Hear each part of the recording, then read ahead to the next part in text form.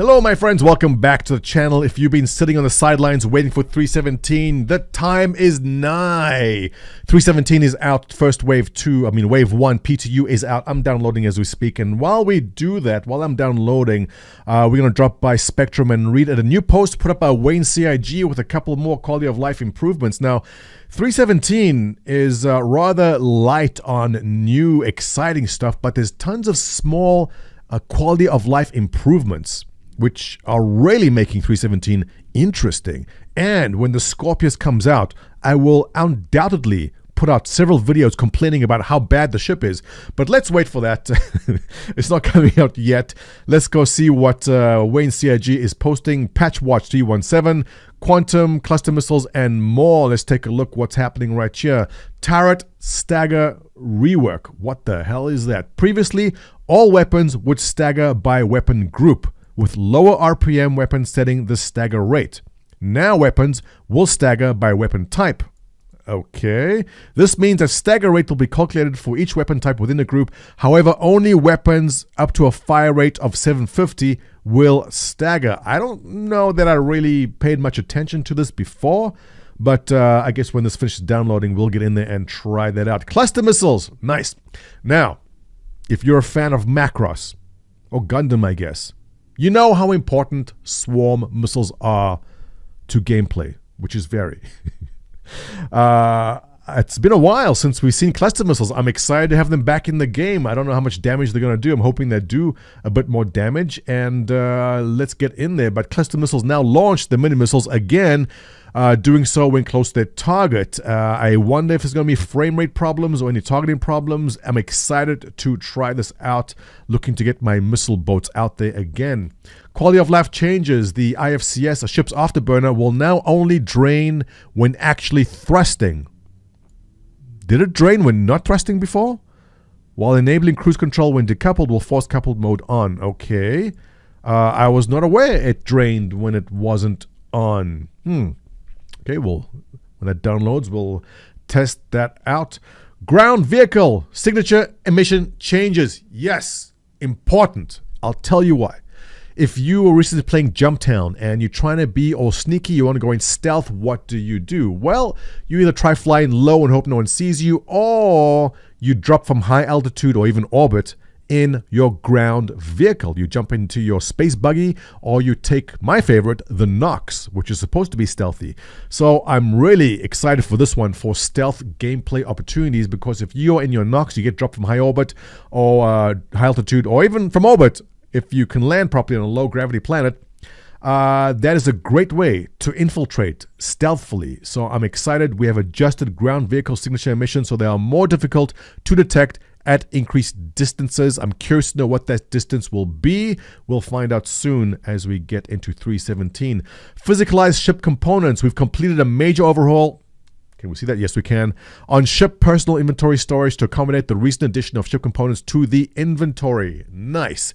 What this means is, on your inventory screen, there will be a tab now where you can see the ship components. You can pull them out, sell them, buy them, whatever you want to do from there. Moving on to the next topic there, Quantum. Now, this isn't Quantum drives. This is Quantum, the back end, which makes things work in the game. Everything is going to run on the Quantum system. So if some station has a surplus of some supply, NPCs will automatically go to that station, buy the supplies cheap, and fly someone else and sell them for more. For higher rates. Simply, a market economy is just one example of what Quantum does. And they've just announced Quantum has now been integrated into the back end of the game in a very limited fashion. It is now simulating NPCs purchasing Quantum fuel, regular fuel, and repairing at stations, which players will notice primarily via the prices of those three commodities fluctuating more than before. So, stations which are further out, not widely traveled to, will have higher fuel prices. Stations which are widely used and are very close to sources of fuel probably will have lower prices. Not that there's sources of fuel right now, but that's where they're going with it, and there's going to be a difference in prices. And this is the beginning of essentially the Star Citizen economy, which is exciting stuff. There's going to be a lot of gameplay opportunities and more game roles coming out for people looking to take advantage, arbitrage opportunities in difference in prices between fuel prices, for example, and this is beginning. So exciting stuff. It's small. This is something small, nothing major, but actually critical to future game loops which are coming our way. So nice to see that in. Ability to disable camera spring movement. While in third person mode, the camera spring can add dynamic motion. I didn't know this was too much of a big issue. I kind of like the camera spring motion there, where the camera kind of catches up with you, but I guess some people don't like it, and they're giving you the option to turn that off. Chrome Ninja, shout out to Chrome Ninja. Hype spring movement disabling is great for hard flight videos. Is it? Tell me why. Contact me on Discord and we'll know more about that. All right, so now we've finished with that post by Wayne CIG. Thank you for posting that. Let's take a look at social media. While I'm still downloading, 317 is almost done. There were a couple of posts in here which were interesting. First of all, the new retrieval terminals are different. Glitched in orbit from Reddit, posting this video right over here. Let's take a look at how it looks in. Okay. Thumbprint to start right.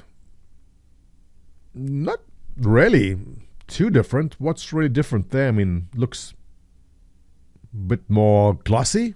Is that it? I guess we'll have to go and take a look. Okay, this animation screen, the background looks a bit different. Going to Garage One. All right. I don't know, looks a bit more animated. Is that all that's happening there? I don't see too much difference. Maybe when we're in the game we'll see it. Interesting post here by Shatten Opa. Now this is pretty important.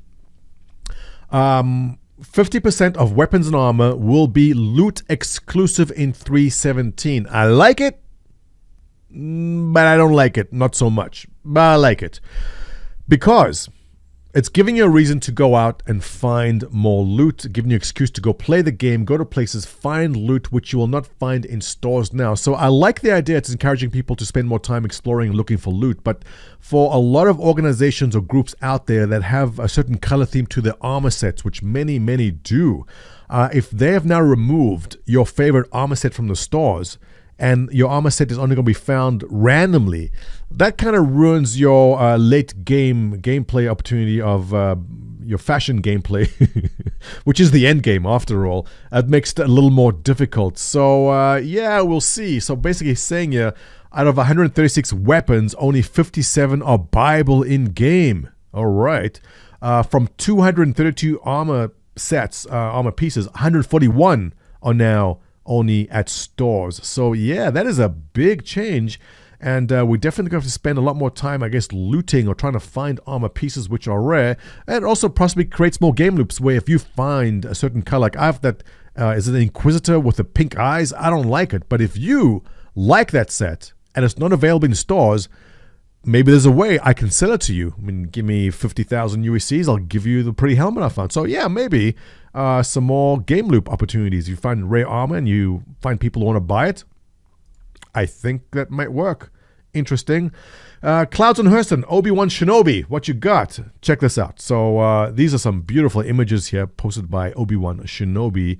Beautiful clouds over Hurston.